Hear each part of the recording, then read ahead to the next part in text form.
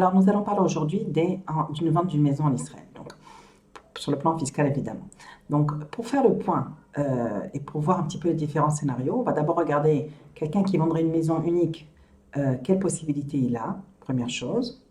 Deuxième chose, si quelqu'un aurait une maison qui est destinée en fait à l'habitation, une autre maison qu'il avait achetée destinée à l'habitation, mais qui transforme en bureau, donc qui transforme en quelque chose de commercial. Ok, sachant que véritablement, c'est pas uniquement une pièce qui est prise pour le bureau, mais c'est tout l'ensemble de la maison qui est occupée pour un bureau. Il n'y a plus de douche, il n'y a plus de cuisine sophistiquée pour vivre, il n'y a pas de chambre à coucher, c'est uniquement un bureau. Est-ce qu'il aurait le droit éventuellement de profiter de ce qu'on appelle d'une exemption? Et quelqu'un qui vendrait deux maisons moyennes, petites, ok, pour acheter une maison plus grande. Comment ça fonctionne? Alors, on y va. Donc, le premier cas de figure, c'est quelqu'un qui a une maison unique, ok, dans laquelle il a vécu plus que 18 mois ou qu'il a loué plus que 18 mois et il veut la vendre.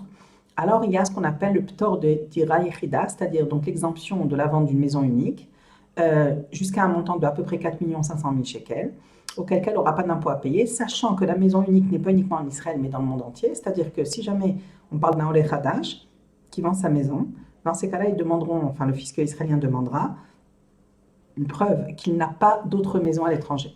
D'accord? Au cas échéant, il pourra profiter donc d'une exemption totale, ne pas payer du tout d'impôt sur la vente de cette maison, sur la plus-value. Donc ça, c'est un premier cas de figure, ce qu'on appelle donc ptor dira yechida.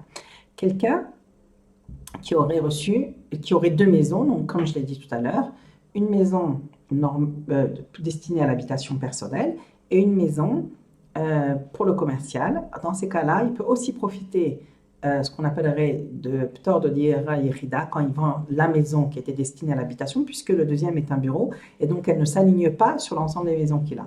Donc il peut aussi en profiter, a priori, ça demandera peut-être un petit peu plus de négociation face au fisc, puisque au tabou elle est enregistrée comme maison personnelle, la deuxième qui a été transformée en bureau, mais la preuve qu'il en a, qu'elle est bien louée commercialement, que les impôts payés sont sur des revenus commerciaux, dans ces cas-là, il lui donne une exemption sur la vente de sa maison comme étant une maison unique. Donc ça, c'est la deuxième possibilité. Troisième possibilité, on va prendre le cas de quelqu'un qui a deux maisons moyennes, dont l'ensemble de la vente des deux maisons ne dépassera pas les 3 380 000 à peu près.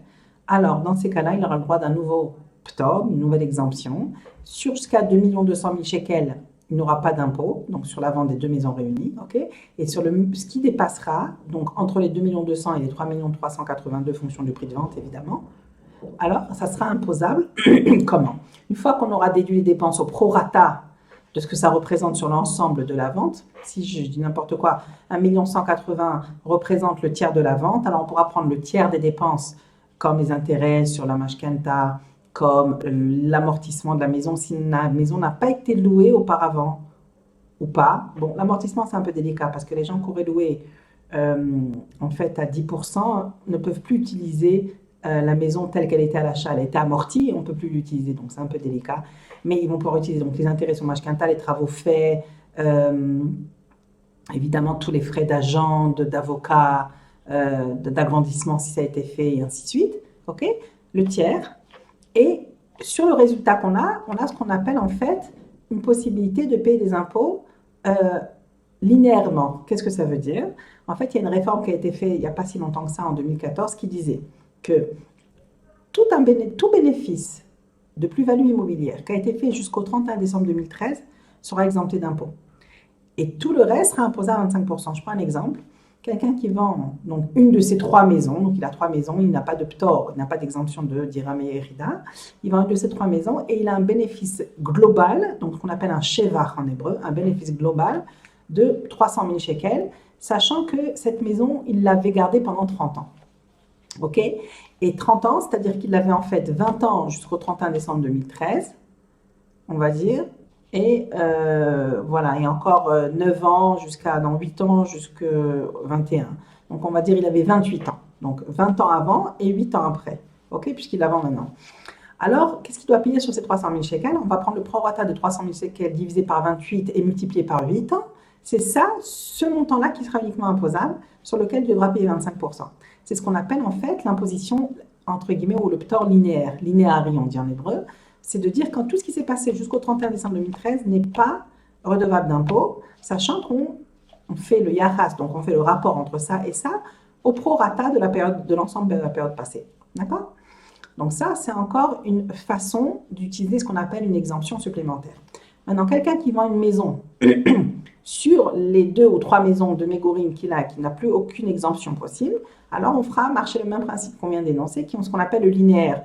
Auquel cas, il profitait du linéaire pleinement, il met toutes ses dépenses sur la vente de sa maison, et tout le bénéfice, tout le chevar qui a été réalisé, toute la plus-value qui a été réalisée jusqu'à fin 2013 ne sera pas imposable, et le reste sera imposable à 25%. Maintenant, très important, il y a une possibilité en Israël de prendre ce même chevar, ce même montant imposable qui nous reste à 25%, et de l'étaler 4 ans en arrière en tenant compte de l'année de la vente.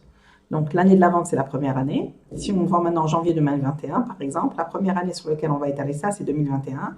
Et 3 années en arrière, 20, 19 et 18. En quoi c'est important?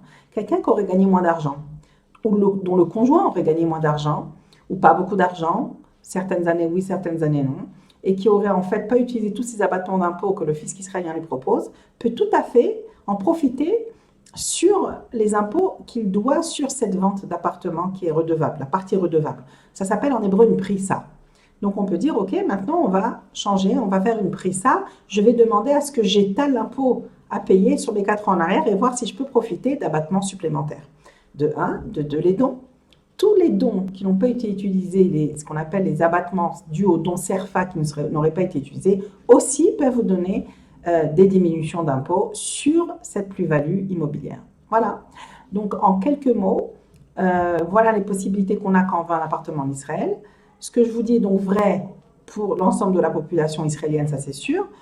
Pour les résidents, ce qu'on appelle les toshavim, même si ce ne sont pas des citoyens israéliens, même s'ils n'ont pas de théodat zéout israélienne, ils ont droit aux mêmes exemptions. Il suffit d'être résident pour en profiter.